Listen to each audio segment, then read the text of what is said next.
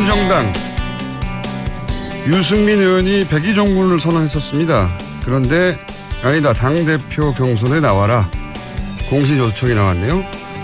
하태경 의원 연결하고 있습니다. 안녕하세요. 예, 하태경입니다. 네. 유승민 의원이 백의종군을 선언했던 이유 짧게 말씀해 주시고, 안 된다, 당대표 나와라 하신 이유도 짧게 설명해 주십시오. 가장 큰 거는 대선 직후에 바로 당권을 잡으면 이제 대선 때 단일화할 거냐 말 거냐 이건 큰 논란이 있었지 않습니까? 네. 그래서 이제 단일화 주장했던 측은 단일화 안 하는 이유가, 유승민 후보가 단일화 안 하는 이유가 이후에 당의 패권을 계속 장악하기 위해서 저러는 거다, 뭐 이런 그 공격이 좀 있었어요.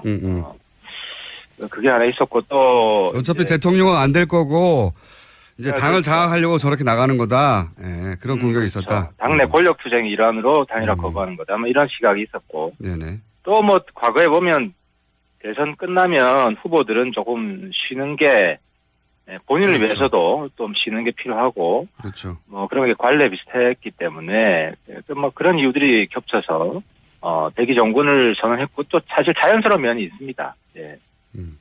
그런데 굳이 나오시라고 하는 이유는요? 그건 이제 우리가 뭐 과거에 일당이었을 때는 일당이었고 당이 뭐 큰 위기가 아니었을 때는 다르지만, 지금은 내년 지방선거에 실패할 경우에 당의 생사 존망이 걸려 있습니다. 예.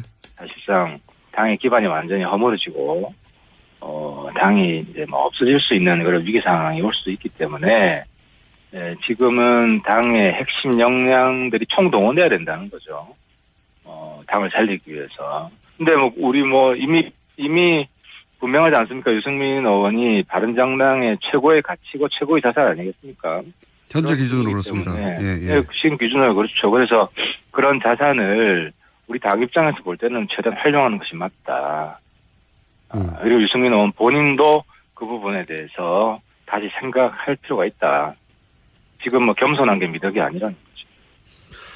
이유는 알겠습니다. 근데 이제 뭐랄까요, 바른정당도 이번 대선을 겹치면서 바른정당의 지지자층을 새로 발견했다 할 정도의 새로운 경험을 하고 있는 걸로 저는 알고 있는데, 그렇다면 좀 더 구체적으로 말씀드리면 10대 후반부터 20대까지의 지지자층이 있었다는 걸 발견한 걸로 알고 있는데, 그런데 젊은 보수요.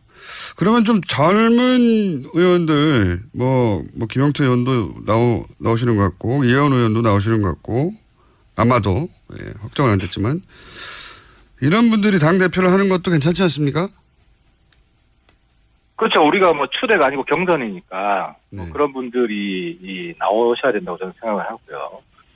그리고 사실 그런 분들 입장에서도, 유승민 후보가 대표로 나와 주셔야 성행도 더 되고, 그런 분들도 가치가 더 높아진다고 생각을 합니다. 그래서 자칫 잘못하면 약간 마이너 리그가 될 수도 있다.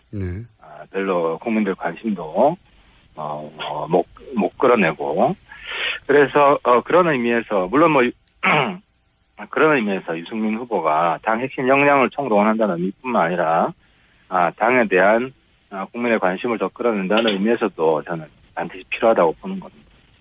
의도는 알겠습니다. 연결한 김에 조금 시간이 지났으니까 객관거리가 확보됐을 테니까 제가 한번 여쭤보겠습니다.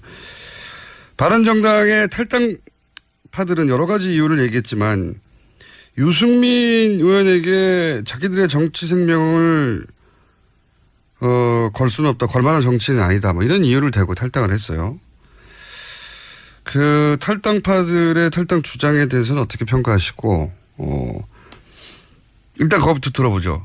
그런 주장은 어떻게 생각하십니까? 근데 길게 얘기할 필요가 없을 것 같고요. 근데 탈당 행위에 대한 국민적 평가는 이미 끝났지 않았습니까? 끝났고, 또 이제 탈당하신 분들이 저는 좀 더 휴식이 필요하다고 생각합니다. 정치적 활동하지 마시라고? 네, 말을 아끼고 자숙기간이 더 필요하고, 말을 하면 할수록 오히려 역풍이 더 분다. 그래서 국민들이 망각으로 빠질 때까지 상당히 쉬시는 게, 그분들의 정치적, 생명을 조금 더 연장하기 위해서는. 조금 더 연장하기 위해서. 좀 필요하지 않겠냐. 조금 더 연장하기 위해서라는 건 이제 그분들은 다음 총선에서 어렵다고 보시는 겁니까? 아니, 그걸 떠나서, 그건 정치는 생물이기 때문에 어떻게 될지 알 수는 없지만. 네네. 어쨌든 지금 시점에서 말을 자꾸 하는 것은 본인들한테 참 이롭지 않다고 생각하고요. 특히 제가 인간적으로 좋아하는 우리 김성태 선배님 좀 말씀도 안 하셨으면 좋겠어요. 형님 좀 쉬세요. 지금 그렇게 나올 때가 아닙니다. 네, 알겠습니다. 이건 곁가지 이야기긴 한데 이게 생각보다 크게 화제가 돼서 여쭤보자면 김무성 전 대표 이제 캐리어 논란이 바른정당 지지율까지 하락하게 했다는 여론조사도 있어요. 근데 제가 김무성 대표 좀 변론을 좀 해야겠는데, 예. 김무성 대표님 연배, 예. 정치 선배죠. 정치 육성 아닙니까? 정치 대선배들 중에서는 그나마 김무성 대표가 덜 권위적입니다. 권위적이지 않습니다. 예를 들어서 특히 제가 하태경이 선배 의원들한테 잘 대듭니다. 제 입장하고 다르게 되면 막 공개적으로 비판하고 막 비난도 하고, 네. 특히 김무성 대표 앞에서는 당연히 그러면 돼 하면서 제가 막 소리 지른 적도 있고 막 그렇습니다. 근데 이런 식으로 좀 막 대들면은 좀 연배가 있는 의원님들 같은 경우에는 그다음부터 아예 전화도 안 받습니다. 그리고 아예 찍힙니다. 그리고 대화도 안 해줍니다. 근데 안 해주는 분들도 있습니다. 다 그렇다는 얘기 아니고요. 그런 분들도 있는데, 김무성 대표 같은 경우는 또 이제, 그렇더라도, 이제 수평적으로 대화하고, 토론하고, 그리고 또 이제 술 한잔 마시면서 그때 제가 좀 과했습니다 하면 또 사과도 받아주시고, 이런 식으로 좀, 굉장히 수평적인, 정치인입니다. 알겠습니다. 네. 그 한 면만을 보고, 네. 대표가 너무 구시대 권위주의적인 정치가 아닙니다. 이렇게 평가하는 건 좀 억울하다. 아무튼 좀 억울할 수 있을 것 같습니다. 본인. 네. 의원님의 변론은 잘 알아들었는데 변론이 도움이 될지는 모르겠습니다. 워낙. 예, 국민들이 평가하시겠죠.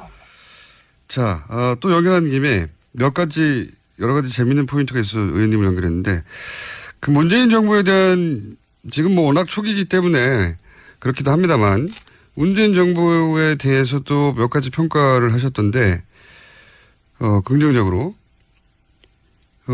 긍정적으로 평가한 부분을 일단 말씀해 주시면 외교안보 라인부터 긍정적으로 평가하시는데 이유는 뭔가요? 강경화 후보자는 제가 개인적으로 압니다. 그분은 아는 사람이라서 유엔에서 일도 잘하고 외교관으로서의 능력을 이미 검증받은 분이고요. 그리고 특히 이제 북한 인권 관련해서 유엔에서 북한 인권 조사위원회 구성하고 그리고 김정은 반인도적 범죄자라고 유엔에서 규정했지 않습니까? 그런 북한 인권 문제에 있어서 상당히 적극적으로 지원을 했던 분이고, 또 특히 이제 문재인 정부가 이제 과거 이제 북한 인권 결의안 논란도 있었지 않습니까? 그래서 그런 부분을 좀 커버하고 또 정부의 보수층에도 안심을 시키고 그런 면에서 상당히 저는 탁월한 선택이라고 보고 있고요. 그리고 일각에서는 양자 외교만 했지 다자 외교는 안 했다고 하는데 대체로 보면 공부 잘하는 사람들 보면 영어 잘하면 수학도 잘합니다. 그래서 양자 외교만 했다고 해서 다자 외교 잘 것이다. 이렇게 그러니까 제가 물론 외교부 장관으로서 100% 앞으로 다 잘하리란 보장은 없죠. 근데 충분히 자격은 있다. 그런 면에서 제가 높이 평가한 겁니다. 알겠습니다. 시간이 거의 다 돼가지고 다른 질문을 이어갈 수는 없을 것 같고. 자, 오늘 말씀 여기까지 듣겠고요. 조만간 저희가 스튜디오에 한번 모시고 총평 한번 들어보죠. 냉정하게 지난 대선에 대한. 네. 예, 알겠습니다. 네, 오늘 말씀 여기까지 듣겠습니다. 감사합니다. 예, 감사합니다. 바른정당 하태경 의원이었습니다. 바른정당 끝났고 또 이제 탈당하신 분들이 저는 좀 더 휴식이 필요하다고 생각합니다. 예. 정치적 활동하지 마시라고? 네, 말을 아끼고 자숙기간이 더 필요하고, 말을 하면 할수록 오히려, 역풍이 더 분다. 그래서 국민들이 망각으로 빠질 때까지 상당히 좀, 쉬시는 게, 그분들의 정치적, 생명을 조금 더 연장하기 위해서는. 조금 더 연장하기 위해서. 좀 필요하지 않겠냐. 조금 더 연장하기 위해서라는 건 이제 그분들은 다음 총선에서 어렵다고 보시는 겁니까? 아니, 그걸 떠나서, 그건 정치는 생물이기 때문에 어떻게 될지 알 수는 없지만. 네네. 어쨌든 지금 시점에서 말을 자꾸 하는 것은 국민들은 참 이롭지 않다고 생각하고요. 특히 제가 인간적으로 좋아하는 우리 김성태 선배님. 좀 말씀도 안 하셨으면 좋겠어요. 형님 좀 쉬세요. 지금 그렇게 나올 때가 아닙니다. 네, 알겠습니다. 이건 곁가지 이야기긴 한데 이게 생각보다 크게 화제가 돼서 여쭤보자면 김무성 전 대표 이제 캐리어 논란이 바른정당 지지율까지 하락하게 했다는 여론조사도 있어요. 근데 제가 김무성 대표 좀 변론을 좀 해야겠는데 예. 김무성 대표님 연배 예. 정치 선배죠. 정치 육성 아닙니까? 정치 대선배들 중에서는 바른정당 유승민 의원이 백의종군을 선언했었습니다. 그런데 아니다. 당대표 경선에 나와라. 공식 요청이 나왔네요. 하태경 의원 연결해 보겠습니다. 안녕하세요. 예, 하태경입니다. 네. 유승민 의원이 백의종군을 선언했던 이유 짧게 말씀해 주시고 안 된다. 당대표 나와라 하신 이유도 짧게 설명해 주십시오. 가장 큰 거는 대선 직후에 바로 당권을 잡으면 이제 대선 때 단일화 할 거냐 말 거냐 이건 큰 논란이 있었지 않습니까? 네. 그래서 이제 단일화 주장했던 측은 단일화 안 하는 이유가 유승민 후보가 단일화 안 하는 이유가 이후에 당의 패권을 계속 장악하기 위해서 저러는 거다. 이런 공격이 좀 있었어요. 그게 하나 있었고 또 어차피 대통령은 안 될 거고 이제 당을 장악하려고 저렇게 나가는 거다. 네, 그런 공격이 있었다. 당내 권력 투쟁의 일환으로 단일화 거부하는 거다. 이런 시각이 있었고. 네네. 또 과거에 보면 대선 끝나면 후보들은 조금 쉬는 게 본인을 그렇죠. 위해서도 좀 쉬는 게 필요하고. 그렇죠. 그런 게 관례 비슷했기 때문에 그런 이유들이 겹쳐서 백의종군을 선언했고 또 사실 자연스러운 면이 있습니다. 예. 그런데 굳이 나오시라고 하는 이유는요? 그건 이제 우리가 같고 이혜원 의원도 나오시는 것 같고 아마도 확정은 안 됐지만 이런 분들이 당 대표를 하는 것도 괜찮지 않습니까? 그렇죠. 우리가 추대가 아니고 경선이니까 네. 그런 분들이 나오셔야 된다고 저는 생각을 하고요. 그리고 사실 그런 분들 입장에서도 유승민 후보가 대표로 나와 주셔야 성행도 더 되고 그런 분들도 가치가 더 높아진다고 생각을 합니다. 그래서 자칫 잘못하면 약간 마이너리그가 될 수도 있다. 네. 별로 국민들 관심도 못 끌어내고 그래서 그런 의미에서 물론 그런 의미에서 유승민 후보가 당 핵심 역량을 총동원한다는 의미뿐만 아니라 당에 대한 국민의 관심을 더 끌어낸다는 의미에서도 저는 반드시 필요하다고 보는 겁니다. 의도는 알겠습니다. 연결한 김에 조금 시간이 지났으니까 객관거리가 확보됐을 테니까 제가 한번 여쭤보겠습니다. 바른정당의 탈당파들은 여러 가지 이유를 얘기했지만 유승민 의원에게 자기들의 정치 생명을 걸 수는 없다. 걸 만한 정치는 아니다. 이런 이유를 대고 탈당을 했어요. 그 탈당파들의 탈당 주장에 대해서는 어떻게 평가하시고 일단 그것부터 들어보죠. 그런 주장은 어떻게 생각하십니까? 근데 이게 길게 얘기할 필요가 없을 것 같고요. 네. 탈당 행위에 대한 국민적 평가는 이미 끝났지 않았습니까? 과거에 일당이었을 때는 일당이었고 당이 큰 위기가 아니었을 때는 다르지만 지금은 내년 지방선거에 실패할 경우에 당의 생사 존망이 걸려 있습니다. 예. 사실상 당의 기반이 완전히 허물어지고 당이 이제 뭐 없어질 수 있는 그런 위기 상황이 올 수도 있기 때문에 지금은 당의 핵심 역량들이 총동원돼야 된다는 거죠. 당을 살리기 위해서. 근데 뭐 우리 뭐 이미 분명하지 않습니까? 유승민 의원이 바른정당의 최고의 가치고 최고의 자산 아니겠습니까? 현재 기준으로 그렇습니다. 예. 지금 기준으로 그렇죠. 그래서 그런 자산을 우리 당 입장에서 볼 때는 최대한 활용하는 것이 맞다. 그리고 유승민 의원 본인도 그 부분에 대해서 다시 생각할 필요가 있다. 지금 뭐 겸손한 게 미덕이 아니라는 거죠. 이해는 알겠습니다. 근데 이제 뭐랄까요. 바른정당도 이번 대선을 겹치면서 바른정당의 지지자층을 새로 발견했다 할 정도의 새로운 경험을 하고 있는 걸로 저는 알고 있는데 그렇다면 좀 더 구체적으로 말씀드리면 10대 후반부터 20대까지의 지지자층이 있었다는 걸 발견한 걸로 알고 있는데 그런데 젊은 보수요. 그러면 좀 젊은 의원들 김영태 의원도 나오시는 거는 그나마 김무성 대표가 덜 권위적입니다. 권위적이지 않습니다. 예를 들어서 뭐 특히 제가 하태경이 선배 의원들한테 잘 대듭니다.